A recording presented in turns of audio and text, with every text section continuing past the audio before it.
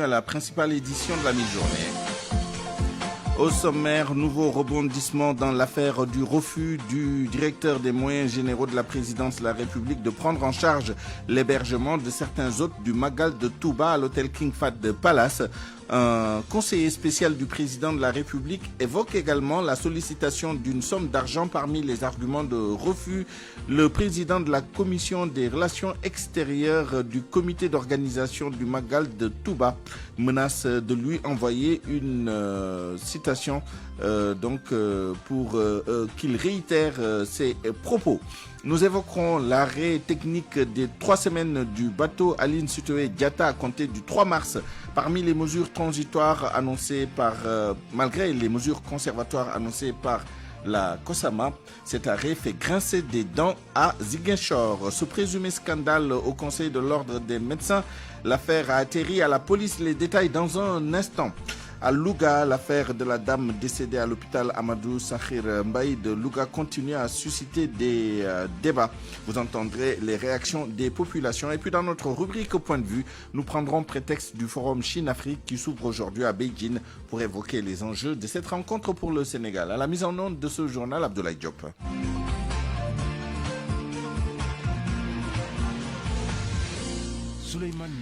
Et l'on reparle du refus par la direction des moyens généraux de la présidence de la République de loger les délégations étrangères lors du Grand Magal de Touba. La polémique ne s'estompe pas.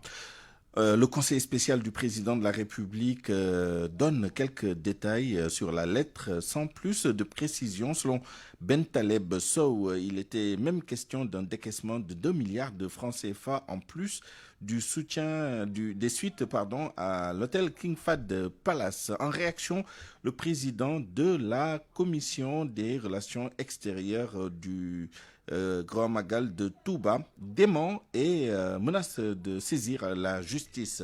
Explication Boubacar Dia.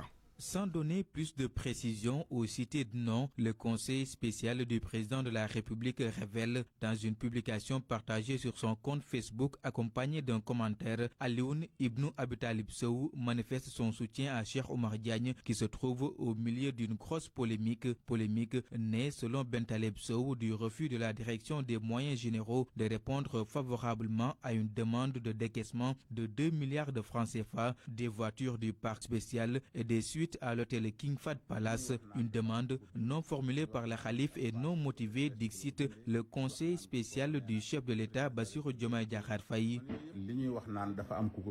C'est sur TikTok que Serigne Cheikhouna Mbacké répond. Le président de la commission des relations extérieures du comité d'organisation du Grand Magal de Touba précise et met en garde. Une chose est sûre, les destinataires de la lettre et nous savons ce qui s'y trouve. Comment est-ce qu'on peut imaginer que je puisse demander des milliards de francs CFA pour la prise en charge de vingtaines d'invités? C'est impossible, c'est insensé d'ailleurs. J'invite l'auteur de ce texte à faire une vidéo pour confirmer ses propos. Et s'il le fait, je vais le traduire en justice pour qu'il apporte ses preuves, s'il les a bien sûr. Je suis persuadé qu'il ne les aura jamais. Le défi que je lui lance, c'est de fournir ses preuves, comme je viens de faire. Et même dans cette lettre, j'ai demandé 16 chambres et 5 suites et 6 voitures comme tous les ans.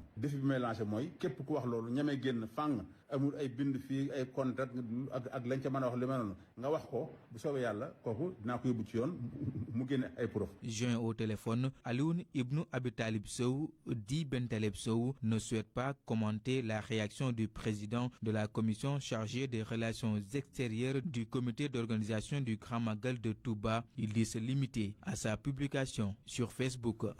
L'affaire de la femme décédée à l'hôpital Amadou Sakhir Mbaye de Louga qui continue à susciter des débats. Les populations déplorent de tels faits et invitent les autorités compétentes à prendre des mesures drastiques afin d'éviter ce genre de situation dans les structures de santé du pays. Nafissa Toundiaye. Cette affaire défraie actuellement la chronique à Louga.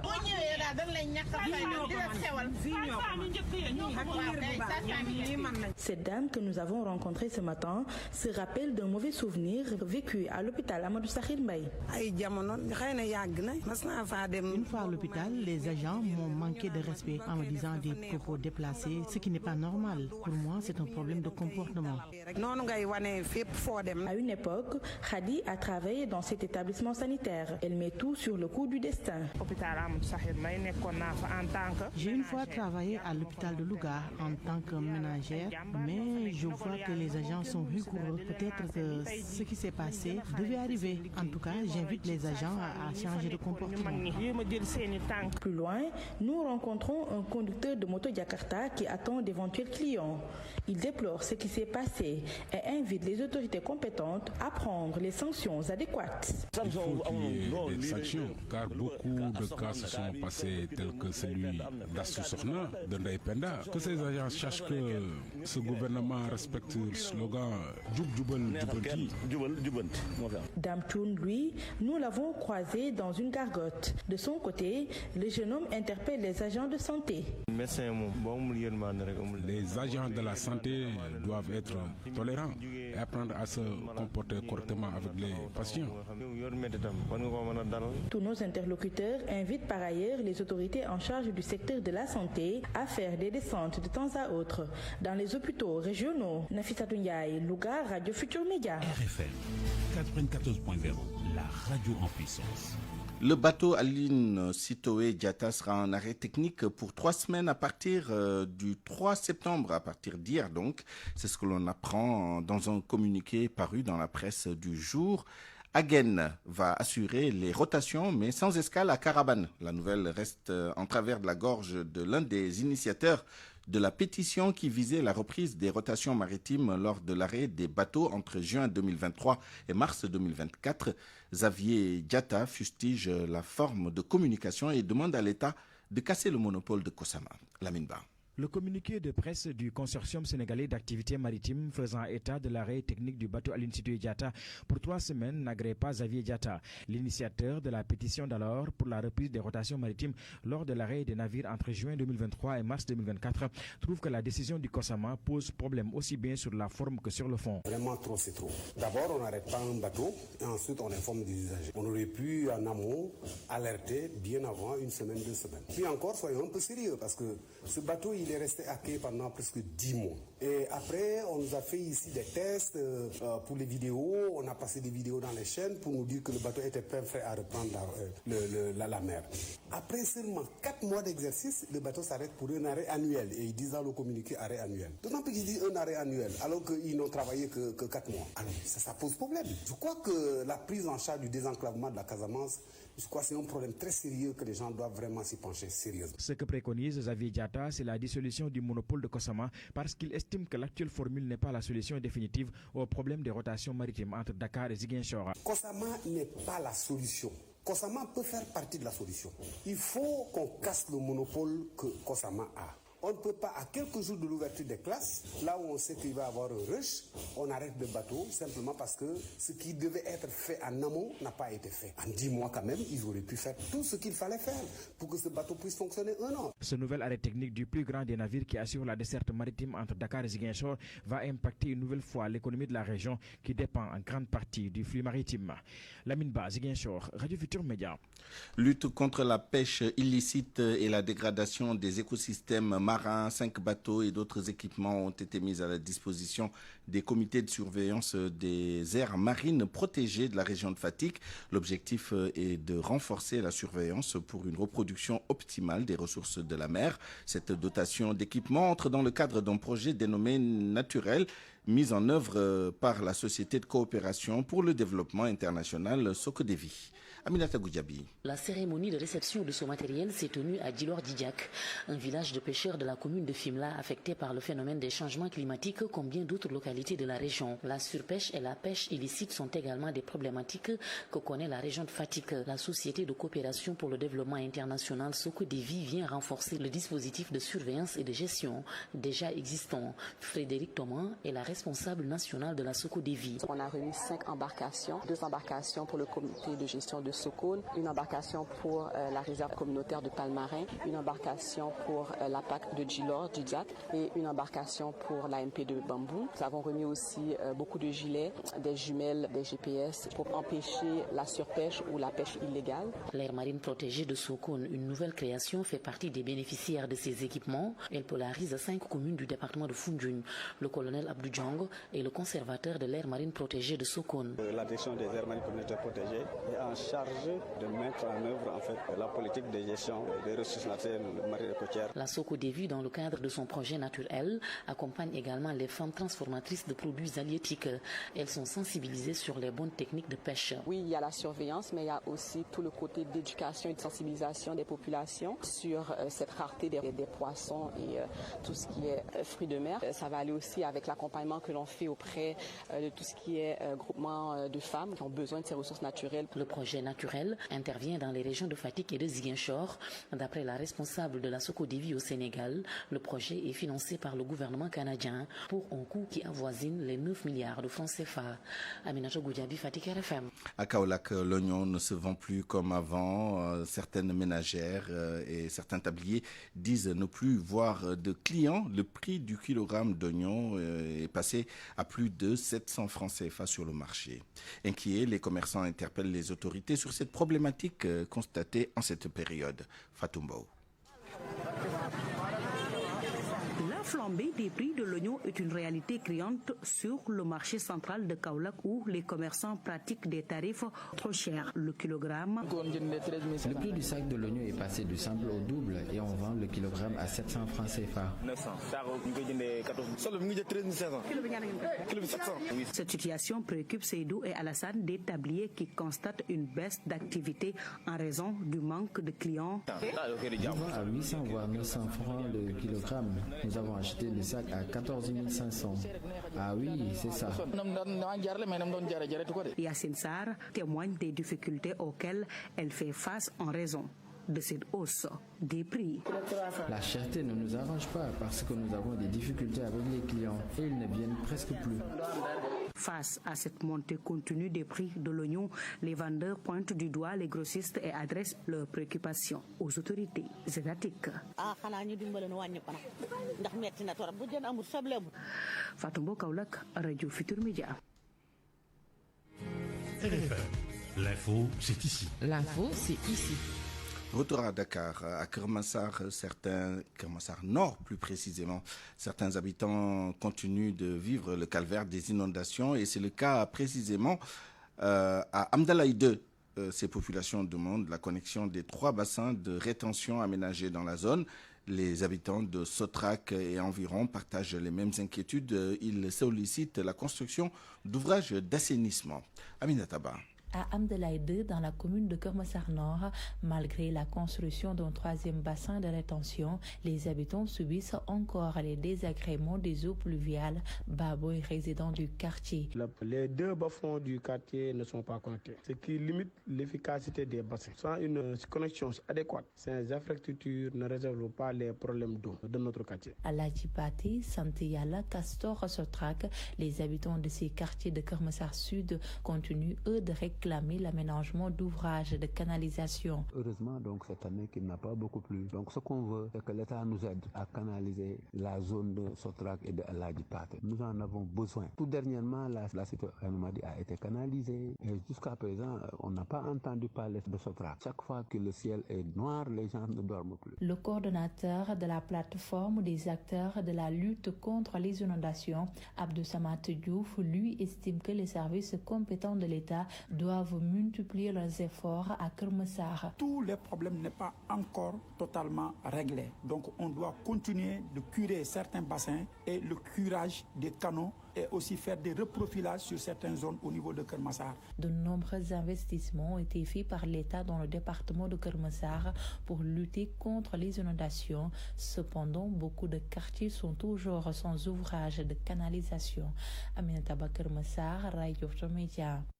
Fast track des ministères de l'Éducation nationale et des Forces armées dès lundi prochain. Le premier LINAC, celui de Sédhiou, sera ouvert. Les LINAC, ce sont les lycées Nation Armée pour la qualité et l'équité. Les procédures pour les concours sont déjà lancées. Lycée Nation Armée donc pour la qualité et l'équité jusqu'à la dimension militaire. Les LINAC seraient-ils basés sur le même modèle que le Prytanée militaire de Saint-Louis? Tentative de réponse avec Koumba Sandiane Faye. Le premier LINAC, celui de Sédhiou, ouvert lundi prochain. Ces lycées se reposant sur l'éducation aux valeurs visent à renforcer l'excellence académique et civique des jeunes. Une manière pour les nouvelles autorités de rebâtir l'école sénégalaise face aux défis du civisme, de la discipline, de la rigueur, de la citoyenneté, du patriotisme, du travail et du don de soi. Dans le programme de ces LINAC, le numérique, l'intelligence artificielle et le développement durable seront intégrés. L'on parle de lycée nation armée. Quelle dose d'activité militaire, puisque ces établissements seront sous les deux tutelles, celle du ministère de l'Éducation nationale, il s'agit déjà d'écoles, et celle du ministère des Forces armées. Le président Macky Sall, lors du centenaire du Prytanée militaire de Saint-Louis, avait suggéré l'idée d'un deuxième Prytanée. Est-ce le cas avec ce modèle LINAC? Les lycées qui, comme le Prytanée militaire de Saint-Louis, seront dirigés par un colonel de l'armée. Celui-ci assure la fonction de commandant d'école, assisté dans ses tâches par un professeur d'enseignement secondaire appelé directeur des études, toujours comme le Prytanée militaire de Saint-Louis. Question, qu'en sera-t-il des préparations militaires sanctionnées par un diplôme comme au Prytanée militaire de Saint-Louis, préparation en parachutage, maniement des armes et autres? Dans ces LINAC, quel système disciplinaire sera-t-il le même appliqué au Prytanée militaire de Saint-Louis? En tout cas, pour ces LINAC, il est noté que les forces armées contribueront par leur savoir-faire en matière de discipline, de respect des règles et de promotion du civisme, notamment la rigueur, tandis que le ministère de l'Éducation nationale aura à garantir l'encadrement pédagogique. Au vu de la dimension militaire, les élèves seront-ils en uniforme militaire comme au Prytanée militaire de Saint-Louis? Et pour la mixité évoquée pour ces lycées avec l'admission des 14 meilleures filles et autant de garçons pour chaque IF, l'idée d'admettre des filles au Prytanée militaire de Saint-Louis a été toujours rejetée. Par contre, pour ces LINAC, 8 filles comme garçons seront soumis au régime d'internat avec des logements séparés. Il est aussi prévu d'avoir un LINAC dans chaque département. Au cas échéant, l'État pourra-t-il mettre à contribution l'armée dans les 46 lycées? Pour ces LINAC aussi, le personnel administratif et les enseignants seront des militaires et civils. Les procédures pour les concours d'entrée en 6e, en 5e et en seconde lancées, ainsi que les appels à candidature pour les postes de professeurs, pour la nomination de surveillants généraux et pour la nomination de directeurs des études. Le reste de l'actualité à 12h18 avec ce présumé scandale au Conseil de l'Ordre des médecins du Sénégal, des accusations de prévarication, d'abus de biens sociaux. Un appartement acquis à 250 millions de francs CFA en cause. L'affaire a atterri à la police. Mohamed Ali Mouba. Dr Boliop a-t-il abusé des biens sociaux du Conseil de l'Ordre des médecins du Sénégal? À cette question, le président de l'Ordre dégage en touche. Ah bon? C'est vous qui me l'apprenez. Il n'y a aucun problème à l'Ordre national des médecins. Vraiment, vos sources ne sont pas fiables.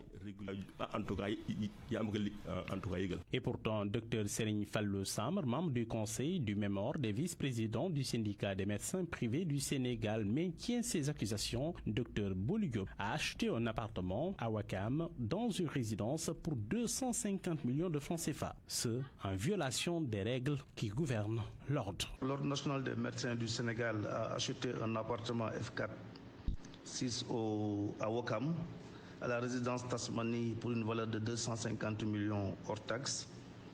Et vous savez bien que l'Ordre national des médecins du Sénégal est une personne morale de droit public qui doit veiller au maintien des principes de moralité, de qualité et de dévouement indispensables à l'exercice de notre fonction. Je rappelle que la mission de ce conseil est arrivée à terme depuis le 22 février 2024. Donc le conseil actuel ne doit expédier que les affaires courantes et ne peut pas prendre une décision d'une telle importance. D'autant plus que le 1er juillet, la commission, le magistrat chargé de la commission de renouvellement du Conseil national de l'Ordre des médecins avait appelé la commission en charge du renouvellement pour procéder au tirage au sort et acter le remplacement de 8 médecins sur 16 du Conseil. Sur ces 8 sortants, on avait déjà démissionné, c'est-à-dire avait déjà déposé les lettres de démission entre le 1er juillet, date de la convocation, et le 12. Et à notre grande surprise, le lendemain, le 13 juillet, les conseillers démissionnaires et remplacés se sont réunis pour acheter un appartement à 250 millions en foulant toutes les règles de bonne gestion. Dr Fallou Samb a porté plainte. Il accuse le président de l'ordre d'avoir acheté cet appartement alors même qu'il est sur le départ. Les médecins ont été informés via la presse. Dr Palassamb affirme avoir été entendu. Selon le journal Sourça, Dr Bouliop devrait défiler devant les enquêteurs dans les tout prochains jours. Et puis un mot sur le sommet Chine-Afrique, le FOCAC qui s'est ouvert ce matin en Chine, à Beijing, prétexte pour parler de la coopération sino-sénégalaise qui poursuit son petit bout de chemin avec une certaine vitalité si l'on s'en fie aux informations que nous avons collectées au niveau du bulletin statistique de la dette publique du Sénégal et du programme d'investissement prioritaire 2023-2025. Par exemple, Exim Bank Chine détient 3% du total de la dette du Sénégal et met la main dans le financement de plusieurs projets importants. C'est Nourouba. Au quatrième trimestre de l'année 2023, la dette intérieure s'élève à 4 680 milliards de francs CFA et la dette extérieure à 9 092 milliards. La dette du Sénégal envers la Chine est de 411 milliards en devises, soit 3% du total de la dette. Fin 2023, la dette extérieure de l'administration centrale se décompose comme suit: 46% en euros, 34% de la dette totale de l'administration centrale, 41% en dollars, soit 24% de la dette totale, 5% en wang, 3% de la dette totale. La dette intérieure, contractée totalement en francs CFA, représente 34% du total de la dette publique de l'administration centrale après le repli connu en fin 2022. À la page 10 des statistiques, vous pouvez lire la dette de l'administration centrale par résidence et type de créancier. Pour la dette détenue par les non-résidents, retenez 10 236 milliards de francs CFA en devises, soit 74% de la dette publique totale, et la dette du Sénégal envers Exim Bank de la Chine s'élève à 769 milliards de francs CFA. Il faut également noter que la coopération entre la Chine et le Sénégal s'établit dans de 40 milliards de francs CFA prévus pour la reconstruction de 4 stades, le Paul Sédar Senghor et Limanel Fall à l'Institut Diatta et Lamine Gueye. Et en termes d'infrastructures numériques, la mise en place de la plateforme industrielle intégrée phase 2 pour un montant de 62 milliards de francs CFA. Il s'agit d'un emprunt.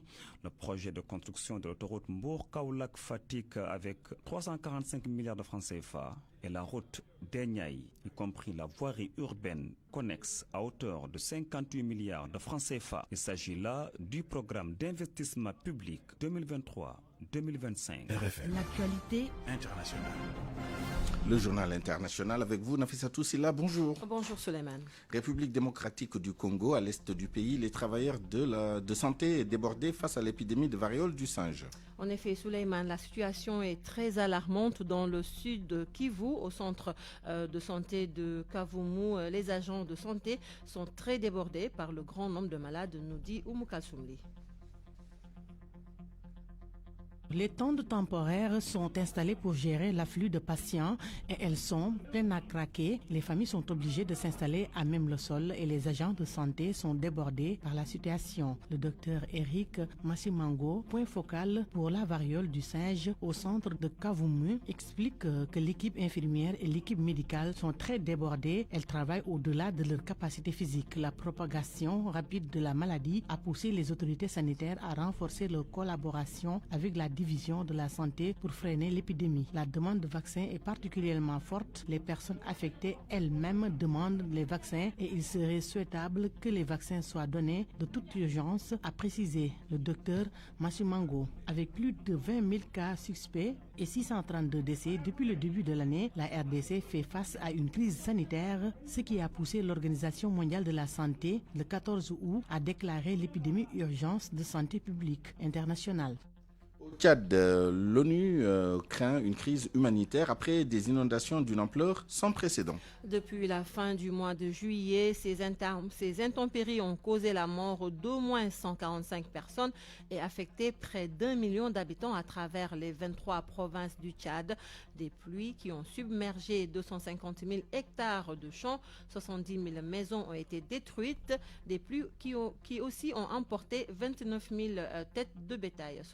Selon RFI, ces chiffres font craindre le pire à François-Xavier Batalingaya, coordonnateur résident des Nations Unies au Tchad, alors que l'argent manque et que l'aide humanitaire a du mal à parvenir à la grande majorité des populations touchées. Le coordonnateur résident des Nations Unies au Tchad ne cache pas son inquiétude face à une situation qui pourrait rapidement dégénérer. Il craint que cela ne débouche sur une crise humanitaire grave et il soutient que la montée des eaux pourrait s'intensifier d'ici à la fin du mois de septembre, avec le risque que le fleuve Chari et Logon débordent encore davantage. Il parle de 1 700 000 à 2 millions de personnes qui seront probablement affectées. Outre les pertes humaines et matérielles, les inondations ont un impact sur les infrastructures du pays, en particulier les établissements scolaires, puisque 2700 établissements scolaires sont affectés par les inondations et ceux qui ne le sont pas sont utilisés par certains déplacés, explique François-Xavier Batalingaya. Avec une rentrée scolaire prévue le 1er octobre, la situation est critique. Toujours selon lui, des politiques doivent être menées pour relocaliser ces personnes afin que les enfants puissent reprendre l'école. Et direction la Côte d'Ivoire où depuis le 14 juillet 2024, Laurent Gbagbo avait lancé un appel à l'opposition ivoirienne afin de se mettre ensemble pour faire tomber le RHDP d'Alassane Ouattara au présidentiel de 2025. Un mois après, quel bilan pour cet appel entre sorties enflammées et hésitation? On est bien loin d'une coalition de l'opposition ivoirienne, nous dit Gobia Yabi dans son analyse. L'appel de Bono lancé le 14 juillet dernier par Laurent Gbagbo n'est pas tombé dans les oreilles de sourds. Les partis de l'opposition et organisations de la société civile sont en train de phosphorer. Et c'est le branle-bas de combat dans un dilemme poussé à l'absurde. Certains adhèrent à cette opération, d'autres adoptent la position mitigée du 8 mai. Charles Blé-Goudé a quant à lui déclaré préférer rejoindre la coalition de Simone et Yvé. Au-delà de la coalition envisagée pour battre dans les urnes le RHDP, se pose la question qui divise au fond du leader de cette plateforme. J'ouvre mes bras, avait-il déclaré, mais à qui et dans quelles conditions? Même si sa légitimité historique et son charisme lui sont indéniables, Laurent Gbagbo est en quelque sorte puni pour sa gestion chaotique de l'après-2011 et surtout son retour au pays le 17 juin 2021 qui a laissé des traces indélébiles au sein de la gauche ivoirienne. Le leader charismatique ne fait donc plus l'unanimité. Et voilà que l'opposition ivoirienne se retrouve dans la position fatidique de l'âne du Buridan. Une parabole selon laquelle cet animal, dans son dilemme, est mort de faim et de soif, alors qu'à ses côtés se trouvaient l'eau et la nourriture. Et l'opposition ivoirienne, sans pouvoir se déterminer entre une coalition crédible et une locomotive, risque de se condamner à laisser en roue libre le RHDP en 2025 pour un taco kélé ou un coup KO comme en 2020. Gobia et Abidjan, RFM. Et puis Souleymane, le forum Chine-Afrique, on en parle, il s'est ouvert ce mercredi, forum sur la coopération sino-africaine qui va aborder le rôle de la Chine en tant que principal bailleur de fonds de l'Afrique, où de nombreux pays sont aux prises avec un endettement croissant. Une conférence de presse a été organisée quelques heures avant le lancement afin de présenter les grandes lignes et les ambitions de l'événement. La Chine parle de soutien mutuel pour plus ferme sur les questions fondamentales et les préoccupations majeures. Elle invite les pays africains à travailler main dans la main et surtout pour sauvegarder les intérêts légitimes des pays en développement. L'envoyé spécial du gouvernement chinois pour les affaires africaines a ainsi présenté les grandes lignes. Liu Yuhi a soutenu dans cette conférence de presse que la Chine et l'Afrique présentent des atouts très complémentaires en matière de développement et selon lui, l'Afrique possède possède de riches ressources naturelles, mais aussi d'énormes ressources humaines. Et la Chine, pour sa part, dispose d'avantages en termes de capitaux, de technologie et d'expérience. Un forum qui parle donc d'une collaboration équitable et fructueuse, Souleymane. C'est ce qui met fin à cette page internationale. Merci, Nafissatou Silla. Parole aux auditeurs. L'actualité, qu'en pensez-vous? Moi, je pense que vous devez. Réagissez dans nos éditions d'information sur l'actualité. Bonjour. Du lundi au vendredi, vous avez la parole sur RFM. Nos deux intervenants du jour, El Haj Mansour Samb, économiste, chercheur et écrivain, et Adam Agaï, journaliste, écrivain, auteur de l'ouvrage Chine-Afrique, le dragon et l'autruche.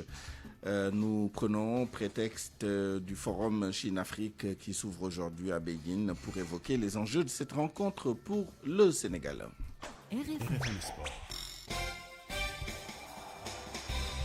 Malal Junior Diagne, bonjour. Bonjour Souleymane. Pour le journal des sports que nous démarrons avec l'Afro-Basket des U18, le Sénégal entre en lice à 15h30 en Afrique du Sud. Ce sera face au Mali à Pretoria pour bien démarrer cette compétition. L'équipe nationale du Sénégal affronte un pays voisin. Donc une rencontre qui s'annonce difficile, mais selon Abou Sey qui a suivi la préparation de l'équipe nationale du Sénégal, les protégés de Parfait Adjivon peuvent bien tirer leur épingle du jeu.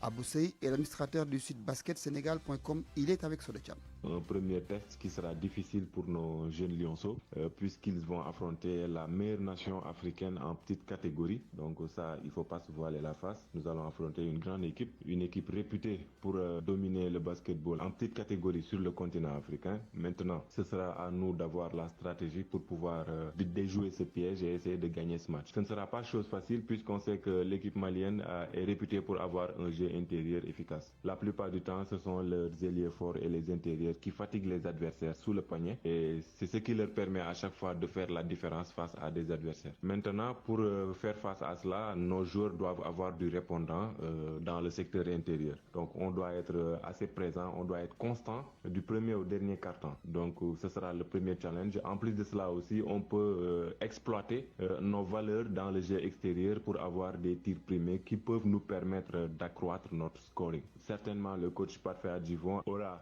une stratégie à mettre en place pour essayer de déjouer ce piège malien. Mais ce qui est sûr, il faudra être concentré et lucide et surtout être constant du premier au dernier quart-temps. Parce que à chaque fois que les deux équipes se rencontrent, on assiste à des duels vraiment serrés jusqu'au bout, jusqu'au dernier quart-temps. Maintenant, on verra aujourd'hui ce que cela va donner.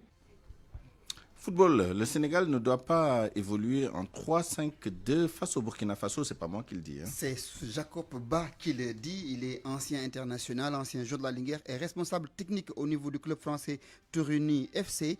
Jacob Ba estime qu'au regard de la prestation du Sénégal lors de la dernière Coupe d'Afrique des Nations de football, mais également au regard de ce que propose souvent le Burkina Faso face au Lion du Sénégal, le changement tactique est obligatoire. Jacob Ba, que nous écoutons.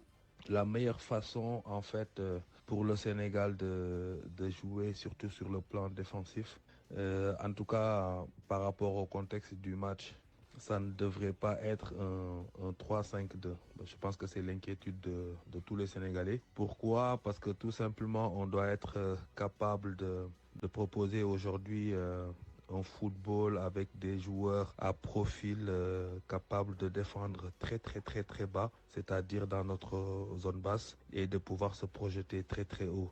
Donc il faudra, je pense, des latéraux plutôt que des pistons. Sachant que des pistons, ils ne défendent pas très bas. C'est vrai qu'ils arrivent à attaquer très haut et à créer beaucoup de supériorité au niveau de la zone offensive. Mais il va nous falloir aussi contre des équipes comme le Burkina qui n'ont pas peur de jouer, qui n'ont pas peur de sortir et qui ont une qualité offensive très prononcée. Donc je pense qu'il va nous falloir des latéraux plutôt que des pistons. Après, la crainte que j'ai, c'est surtout par rapport au nombre de défenseurs centraux qu'Aliou a convoqués. En fait, on a Koulibaly qui est central, on a Abdou Diallo qui est central, on a Niakité qui est central, on a Abdoulaye Seck qui est central et Michael Faye. Et du coup, même Seydou Sano qui est plutôt spécialiste axial.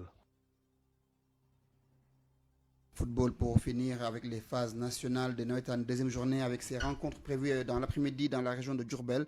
avec Mom Serew qui va jouer contre Réveil de Dagana, Farba de Dakar contre Diamono de Kaffrine, Yehu de Djurbel défie l'équipe de Ndara, Entente de Djurbel fera face à l'équipe de Belfort de Ziguinchor Suleiman. Merci Malal Junior Diagne. La revue de presse avec Mohamed Ali Mouba. Bonjour. Motion de censure, Beno met sa menace à exécution et fait passer le moteur au turbo. Il l'avait promis. Eh bien, Abdoumbo a mis les pleins gaz. Il l'a fait. Abdou, au nom de Beno Bokiakar, a déposé sur la table du président de l'Assemblée nationale sa motion.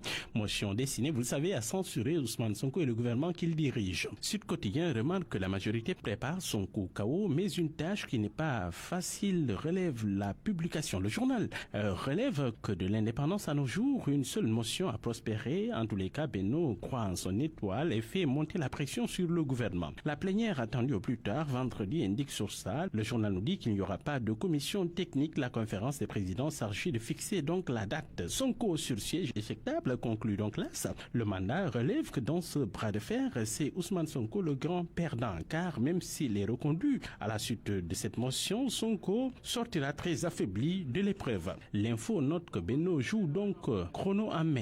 Le groupe parlementaire Beno Bokiakar a déposé donc sa motion. C'est pour faire tomber le gouvernement. Sonko et Doudou Wade dit à ce sujet qu'en 5 jours, la motion de censure doit pouvoir se tenir. Plus homogène, plus soudé et plus conquérant, le groupe de la majorité est assez fort pour convoquer la session extraordinaire. Les dispositions de l'article 99 du règlement intérieur de l'Assemblée confirment la possibilité de faire voter la motion de censure en 5 jours maximum. À une soirée ne dit pas autre chose. Mais le problème, c'est que l'Assemblée est en vacances. Il faut une 3e session extraordinaire. S'ils ont demandé l'ouverture d'une session de ce genre, ils devraient proposer en même temps un calendrier, dit l'expert. Le temps joue donc contre le groupe parlementaire Beno Bokiakar, car le chef de l'État a le feu vert pour dissoudre l'Assemblée à compter du 12 septembre prochain. Le quotidien parle alors de Mortal Kombat Acte 2 et du sang risque de gicler. Sucré Salé écrit que fichés dans leurs antagonismes, le pouvoir et la majorité parlementaire ont décidé donc de bander les muscles pour amuser le jeu politique. On est à une bataille de pouvoir qui est le prolongement de Mortal Kombat entamé depuis mars 2021. L'ardoise judiciaire a été nettoyée par l'amnistie, mais les rancœurs et les rancunes politiques sont si tenaces que les institutions sont devenues un jouet entre les mains des adultes trop occupés à faire de la politique.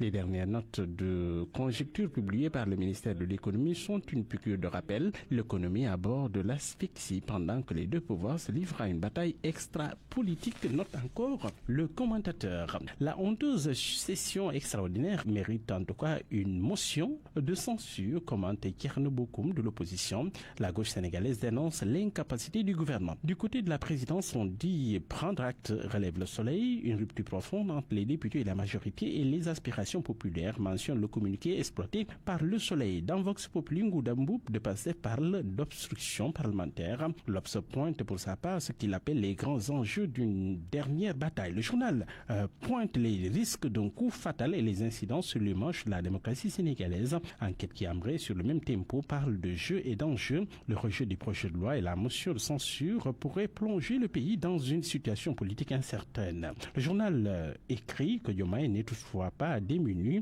Il a des pouvoirs exceptionnels au cas où. Le journal note que par ailleurs des divergences profondes existent au sein de l'opposition. Bosby le jour en profite d'ailleurs pour tirer les leçons du projet et des alliances en vue des législatives. Blocs et blocages. Yewi Walou, c'est le rapport de force favorable à Sonko. Khalifa Sall, la délicate position de négociation. Macky Idi et le bloc des libéraux et démocrates. L'autre grande coalition possible. Amadouba, l'art de grignoter sur la paire, le PS ou encore l'AFP sur la dissolution de l'Assemblée nationale. Walfatri note que le pari est risqué pour Diomaye. Débat de juriste si Pape Demba si soutient qu'il y aura des conséquences sur le fonctionnement de l'État. Mounir aussi, lui, estime que le président hérite des pouvoirs de l'Assemblée et peut gouverner par décret. Dans Bosby le jour, le professeur Abdouaziz Kébé, il est juriste, lui aussi rejoint le professeur Dembassi. Selon lui, si l'Assemblée est dissoute, il y aura fatalement des difficultés dans le tous. Point de vue. Regard croisé sur l'actualité du jour. Bienvenue dans notre rubrique Point de vue à 12h39. Nous allons débattre du sommet sino-africain qui s'ouvre ce mercredi à Beijing. avec la participation de 53 États africains face aux géants chinois. Quels enjeux pour le Sénégal? Pour tenter de répondre à cette question en quelques minutes, nous sommes avec M. El Hadj Mansour Samb, économiste, chercheur et écrivain. M. Samb, bonjour. Bonjour, M. Nian. Bonjour. Nous sommes également avec M. Adama Gaye, journaliste, écrivain, auteur de l'ouvrage Chine-Afrique, le dragon et l'autruche. M. Adama Gaye, bonjour. Bonjour.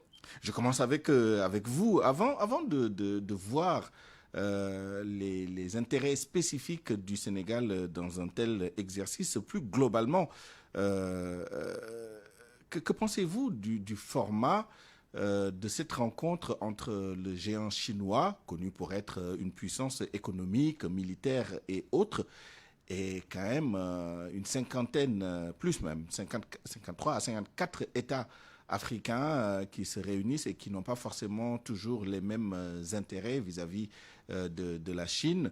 Quelle est votre appréciation justement de ce face-à-face pour l'Afrique en général? Écoutez, est-ce qu'on peut l'appeler face-à-face?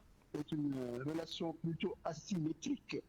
C'est ce qu'on peut appeler la diplomatie des sommets. Mais il faut dire que ce ne sont pas les Chinois qui ont inauguré cette approche.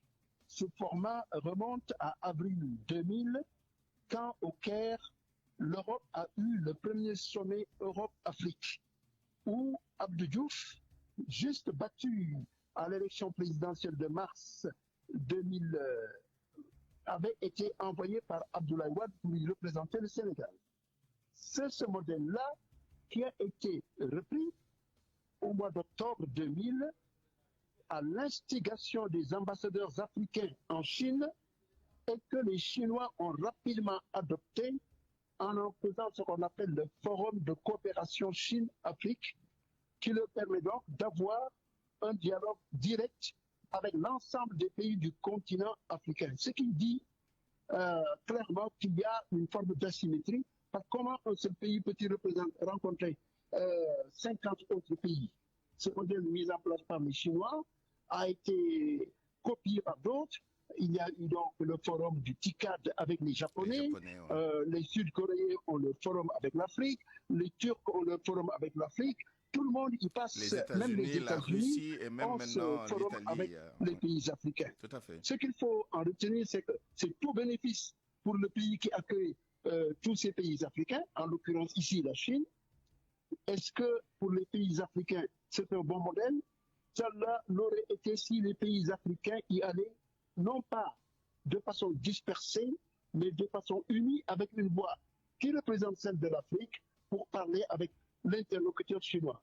Je rappelle que la Chine, c'est un pays qui pèse en termes démographiques 1,5 milliard d'habitants, là où l'Afrique aujourd'hui en est à 1,2 milliard d'habitants. En termes géographiques de superficie, la Chine fait près de 956 000 km², là où l'Afrique, 9 56 000 km², pardon, là où l'Afrique fait 30 millions de km². L'Afrique a des ressources naturelles dont la Chine a besoin, l'Afrique a la démographie, l'Afrique a la position géopolitique, peut lui apporter les voies dont elle a besoin, la Chine, par rapport à ce qui est l'élément central de sa politique étrangère, qui est la récupération de Taïwan pour la réintégrer dans l'entité chinoise. Malheureusement, à cause de ce déséquilibre, les pays africains vont en Chine à la queue de l'œuf et la Chine joue, n'est-ce pas, de ce qu'elle peut utiliser les opportunismes ça et là de différents pays et tirer profit de cette relation que j'appelle bancale. Merci Adama Gaye pour cette introduction exhaustive et vraiment cette mise en contexte. D'où nous partons pour voir avec vous, El Hadj Mansour Samb, économiste et chercheur et écrivain, les intérêts particuliers et spécifiques du Sénégal dans cette rencontre. Quels sont les bénéfices, les profits que le Sénégal pourrait tirer de cette rencontre, en sachant que nous y allons à côté quand même de grandes puissances telles que l'Égypte, l'Afrique du Sud, le Nigeria, parmi tant d'autres. Et l'Éthiopie aussi. Merci, M. Nyan. Avant de parler du Sénégal, pour parler d'abord du bénéfice que l'Afrique peut tirer généralement pour venir particulièrement sur le Sénégal.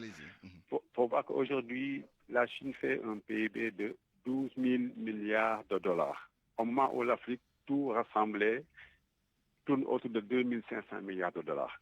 Aujourd'hui, la Chine, c'est la deuxième puissance mondiale. Et le premier partenaire commercial de l'Afrique. Même aujourd'hui, pour le premier semestre 2024, les échanges bilatéraux sont de 167,8 milliards de dollars. Donc aujourd'hui, la Chine est à la première place. Il est le premier partenaire commercial de l'Afrique. Aujourd'hui, pendant des années, depuis les années 2000, la Chine est en train d'envahir l'Afrique. Les entreprises chinoises sont en Afrique. Et ça va sur quoi? 70% presque des investissements, c'est sur les infrastructures. Ça, c'est une stratégie de la Chine pour pousser ces entreprises à venir conquérir les marchés en Afrique. Et il le fait par l'intermédiaire de sa banque qu'on appelle Exim Bank. Si on prend un pays comme le Sénégal, vous avez l'autoroute Ila Touba. Vous avez vu tout ce qui s'est construit à Djamnyadjo, l'arena pour les lutteurs. Et tout ça a été financé par Exim Bank. Et c'est une sorte d'exportation des entreprises chinoises. Qu'est-ce que la Chine fait? La Chine dit au Sénégal, vous avez besoin d'une autoroute Ila Touba. Le coût, c'est de 500 milliards. Moi, je vous donne les 500 milliards et mes entreprises viennent exécuter le marché et vous payez à mes entreprises et après, vous me payez la dette. En termes de contenu local, le Sénégal n'a rien à gagner.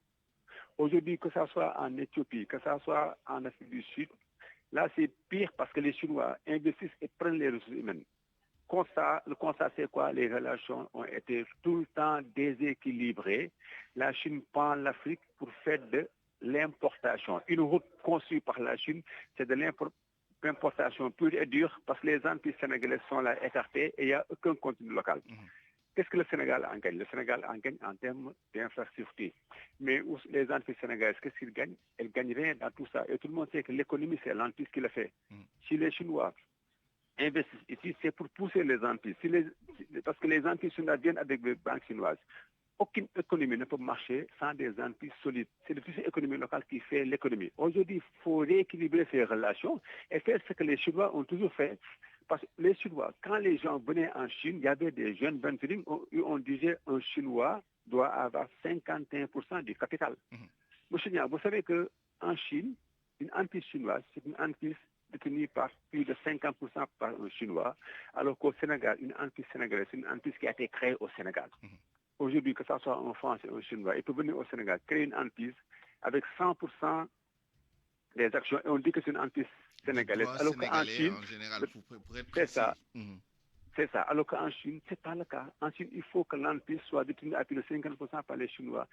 Maintenant, il faut aller baisser pour de souveraineté, essayer de rééquilibrer les relations entre la Chine et l'Afrique pour que l'Afrique puisse y gagner. Mais avec quel pouvoir de négociation? Parce que, comme l'a dit Adama Gaye, on y va disperser avec des forces relatives assez faibles si on les compare à l'armada diplomatique, économique de la Chine. C'est normal, parce que c'est la Chine qui invite, c'est la Chine qui accueille, c'est la Chine qui fait le format. Mais nous, quand est-ce qu'on va organiser une relation Chine-Afrique en invitant la Chine à venir en Afrique et en mettant le format? Mais avant avant d'aller en Chine, peut-être même une coordination minimale avant d'y aller, des sommets régionaux ou au niveau de l'Union africaine, une certaine coordination. Je ne sais pas si ça existe ou pas, hein, mais apparemment, non. Pas encore. Aujourd'hui, dans tous les chemins, que ce soit le FOCA en Chine, que ce soit le TICAP au Japon, que ce soit le sommet France-Afrique ou Russie-Afrique, on invite les pays africains à venir et on fait des promesses d'investissement. Aujourd'hui, il faut reprendre les choses en marche. Pourquoi les Africains ne prennent pas des initiatives? Pourquoi les Africains n'organisent pas des chemins chez eux, préparent les sommets, faire des sommets sur-régionaux? Parce que l'Afrique aujourd'hui c'est divisé en 4 parties. Il y a le Maghreb, il y a l'Afrique de l'Est, la CEDEAO, il y a l'Afrique de l'Est, il y a l'Afrique australe et il y a l'Afrique centrale. Pourquoi nous ne nous organisons pas? Nous organisons nos sommets où nous invitons les entreprises, les hommes d'affaires à venir travailler sous le format africain. Parce que c'est le rapport de force qu'il faut changer, je pense bien. Parce que quand les Chinois organisent, c'est eux qui commandent, hein? C'est eux qui disent que bien sûr, le format, bien sûr, et même l'agenda, c'est eux, même s'il y a un minimum de concertation. Il nous reste malheureusement que 2 minutes. Je voudrais peut-être en une minute, Adama Gaye, voir un peu, puisque je vous ai introduit au plan global sur les intérêts de l'Afrique, mais plus spécifiquement pour le Sénégal, quel est votre point de vue là-dessus? Écoutez, il est évident qu'il y a un problème, parce qu'un tel sommet aussi important, le Forum de coopération Chine-Afrique, qui se tient au moment où nous parlons, et qui a suivi une visite d'État, c'est-à-dire le nec plus ultra de la diplomatie chinoise, où le président sénégalais est invité comme hôte de la Chine en visite d'État. Donc le plus important, je ne vois aucun journal sénégalais qui en parle. C'est gravissime. Donc comment pouvez-vous avoir une relation avec la Chine sans mesurer l'importance de ce que cette relation peut représenter? Et le moment essentiel que nous vivons aujourd'hui, ça aurait dû être l'occasion d'en parler, d'y réfléchir. Ni les journaux, ni les politiciens n'en parlent. J'ajouterai une chose. Si vous attendez que la Chine, comme le ministre des Affaires étrangères du Sénégal a dit, va venir nous prendre par la main et nous aider à nous développer, c'est un rêve. La Chine n'oublie pas que le Sénégal avait rompu ses relations diplomatiques avec elle en 1996 pour aller avec Taïwan, simplement pour de l'argent. Donc le Sénégal n'est revenu en 2005 parce qu'il y trouvait son intérêt. Mais les Chinois, quand ils viennent investir au Sénégal, il y a quelques investissements, disons, culturels, le Grand Théâtre, la Maison de la Presse peut-être, le Musée des Civilisations. Mais les grands investissements chinois se font dans des pays qui ont des ressources naturelles. C'est en Angola, c'est au Nigeria, c'est dans des pays historiquement liés à elle, la Zambie, la Tanzanie, etc. Pour ce qui est du Sénégal, il y a peut-être des possibilités de coopération en matière d'énergie renouvelable. La Chine est en avance.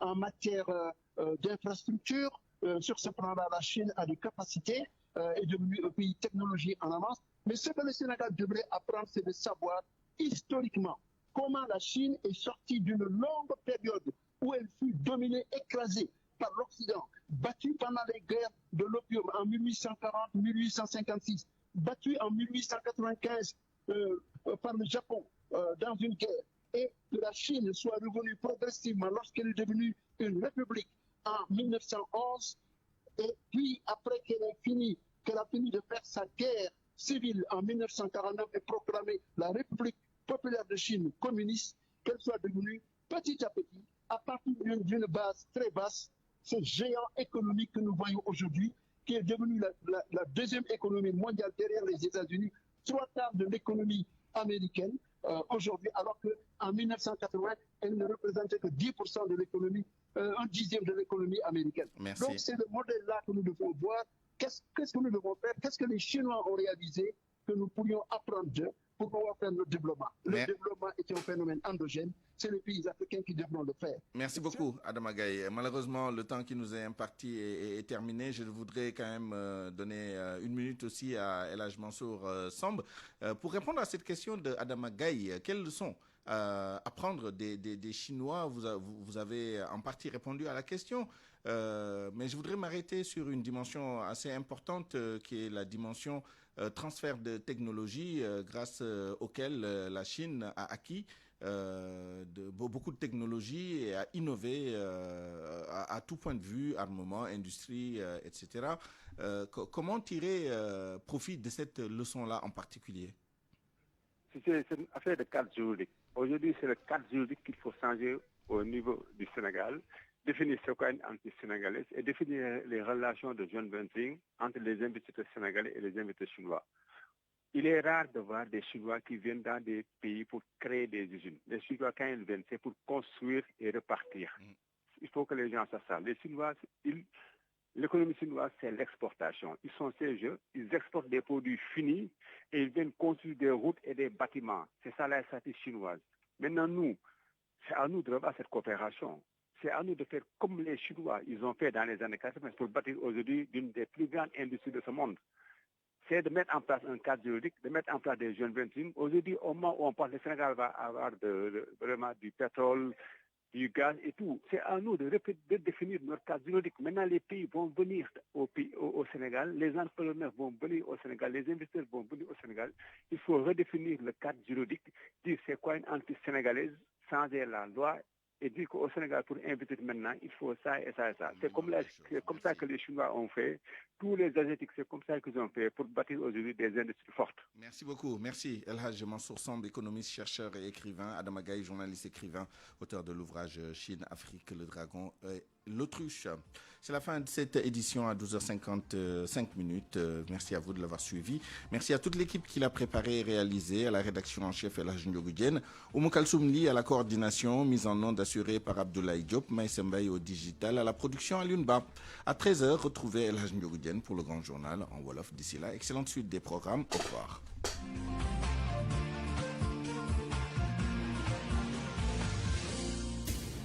Publicité.